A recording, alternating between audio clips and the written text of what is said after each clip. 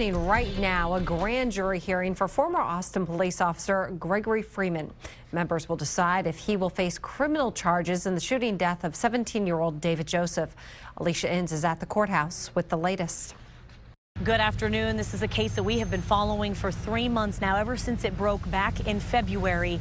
Ultimately, the grand jury will decide whether or not they believe Officer Geoffrey Freeman will face criminal charges in the shooting death of 17-year-old David Joseph. And to give you some background here, especially how this process works, Austin police say Freeman responded to a disturbance call on Yeager Lane in North Austin. Again, back in February, Joseph was in the street. He was naked and unarmed. Freeman says Joseph charged at him and he feared for his life, so he shot and killed Joseph.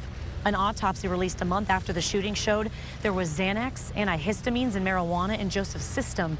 Well, the following day, Austin Police Chief Art Acevedo told us Freeman was fired after an internal investigation revealed 4 policy violations, including civil and police policy.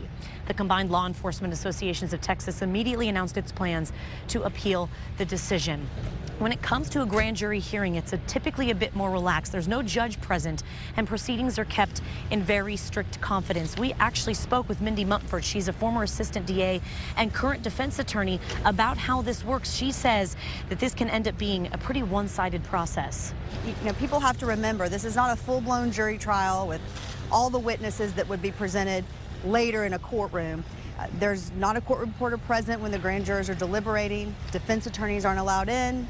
Defendant will not testify, most likely. So it is a very one-sided process, but they're only there to determine probable cause to indict. Now, the grand jury hearing process typically takes several weeks, but it could end up being shorter. This all depends on what happens inside those closed doors, as well as Officer Freeman does not need to testify. In fact, he does not even need to be present. Whether or not he chooses to do so is up to him.